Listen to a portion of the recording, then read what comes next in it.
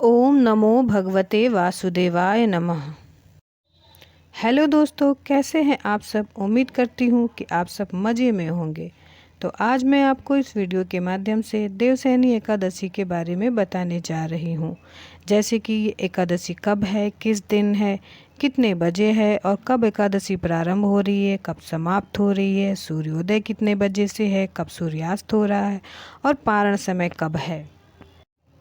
तो इस वीडियो को अंत तक ज़रूर देखिएगा और अगर वीडियो अच्छी लगे तो लाइक करिए, शेयर करिए और यदि आप ये वीडियो पहली बार देख रहे हैं तो इसे सब्सक्राइब ज़रूर करिए।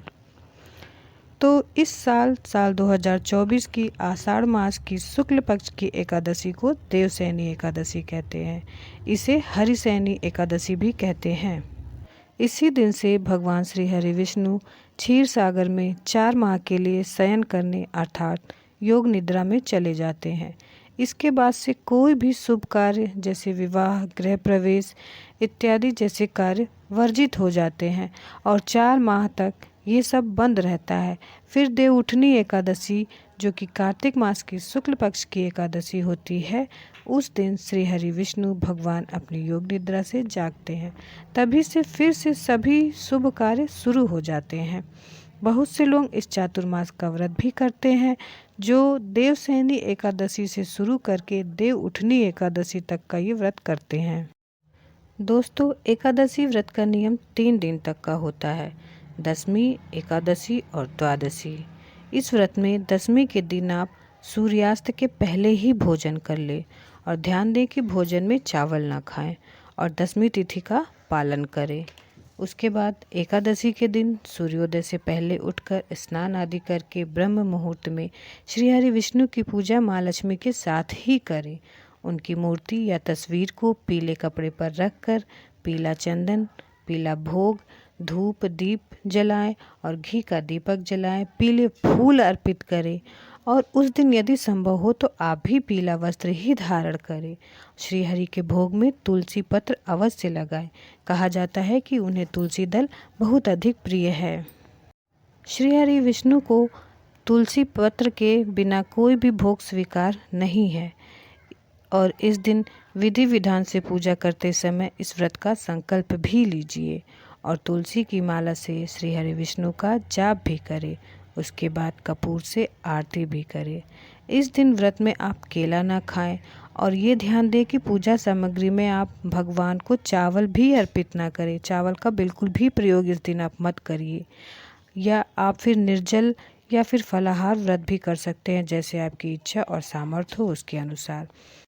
भक्तों, व्रत का मतलब ये नहीं होता है कि आप कुछ भी न खाएं, उपवास रखें और सारा दिन सिर्फ पूजा ही करते रहें, बल्कि व्रत का मतलब ये भी होता है कि आप सारा दिन अपने अंतर मन में श्री हरि का जाप करते रहें और इस दिन आप किसी की बुराई ना करें, झूठ ना बोलें, गुस्सा ना करें, ऊंची आवाज़ में चिल्लाएं भी ना और किसी को डांटे या मारे भी ना। ऐसा करने से आपका व्रत असफल हो जाता है और इस दिन आप शांत और निर्मल मन से पूजा करें और पूरे दिन श्री हरि विष्णु का स्मरण करते रहें। दूसरे दिन द्वादशी तिथि में आप हरिवासर के बाद ही पारण करें।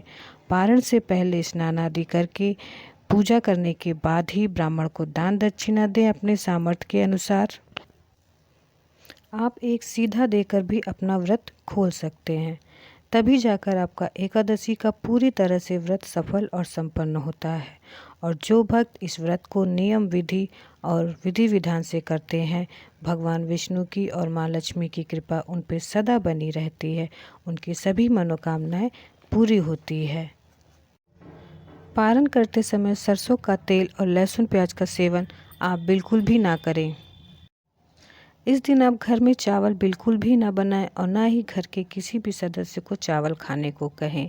कोई भी चावल का प्रयोग इस दिन आप बिल्कुल भी ना करें। इस दिन आप सीधा सात्विक भोजन करें और पारण में भी आप ये ध्यान दें कि लहसुन प्याज ना खाएं। इस दिन सीधा और सात्विक भोजन ही घर में प्रयोग करें। और भक्तों, अब मैं बताने जा रही हूँ कि एकादशी कब प्रारंभ हो रही है। तो इस बार साल 2024 की जुलाई माह में 16 जुलाई को ये एकादशी प्रारंभ हो रही है रात 8:34 से और एकादशी तिथि समाप्त हो रही है 17 जुलाई 2024 को रात्रि 9:03 तक। तो उदया तिथि के अनुसार हमारा व्रत जो होगा एकादशी का वो 17 जुलाई को ही रखा जाएगा। सभी वैष्णव और गृहस्थ लोग 17 जुलाई को ही व्रत रखेंगे। इसके बाद आपकी द्वादशी तिथि प्रारंभ हो जाती है, वो जो 17 जुलाई को रात को 9 बजे से ही शुरू हो जाएगी, 9:03 से। और द्वादशी तिथि कब समाप्त हो रही है, ये 18 जुलाई को रात्रि 8:44 पर समाप्त हो रही है। और द्वादशी तिथि के ही दिन आपको पारण करना है, वो भी हरिवासर के बाद। तो पारण का समय मैं आपको बताने जा रही हूँ। तो पारण का समय होगा 18 जुलाई जो कि द्वादशी तिथि होती है। तो सूर्योदय के बाद 18 जुलाई को हरिवासर खत्म होने के बाद प्रातः 5:30 से 9 बजे तक आप पारण कर लें। पारण में आप सिर्फ तुलसी का दल भी खाकर अपना पारण खोल सकते हैं। बहुत से लोग दूसरे दिन भी उनका व्रत रहता है तो तुलसी दल खोल करके अपना पारण कर लेते हैं। सिर्फ तुलसी का पत्ता खाकर भी अपना पारण किया जा सकता है। 17 जुलाई दिन बुधवार को एकादशी के दिन उस समय सूर्योदय सुबह 5:55 पर हो रहा है और सूर्यास्त शाम को 7:10 पर हो रहा है। उदया तिथि के अनुसार व्रत 17 जुलाई को ही रखा जाएगा क्योंकि उसी दिन सभी गृहस्थ और वैष्णवजन ये व्रत करेंगे।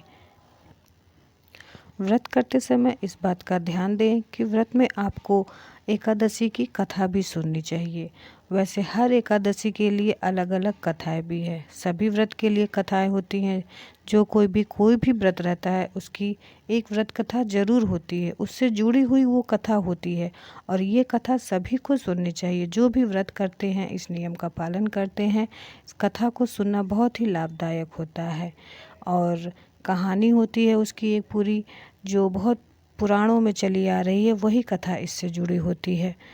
तो इस कथा का मैं एक वीडियो अलग से बनाऊंगी। कथा अगर मैं इसमें जोड़ देती हूँ तो वीडियो बहुत ज़्यादा लंबा हो जाएगा, इसलिए कथा सुनने के लिए आपको मेरी अलग से वीडियो देखनी और सुननी पड़ेगी। कथा सुनने के लिए मेरे इस चैनल को, जो कि है वासुदेव की पाठशाला, को ज़रूर सब्सक्राइब करिए। इससे मुझे पता चलेगा कि आप लोगों को कितना ये मेरा वीडियो अच्छा लगता है। तो अगली वीडियो मैं इस कथा से ही जुड़ा हुआ बनाऊंगी, जो आप ज़रूर सुन लीजिएगा। मेरे चैनल का नाम है वासुदेव की पाठशाला। अगर आपको वीडियो अच्छी लगे तो इसे लाइक करिएगा, शेयर करिएगा, सब्सक्राइब करिएगा। दोस्तों, आपके लाइक और शेयर से मुझे ये पता चलता है कि हाँ, आप लोगों को मेरा वीडियो पसंद आ रहा है। इससे मेरा मनोबल बढ़ता है और मैं प्रोत्साहित होती हूँ कि आप लोगों के लिए ऐसी वीडियो बना सके। तो जय श्री राधे राधे।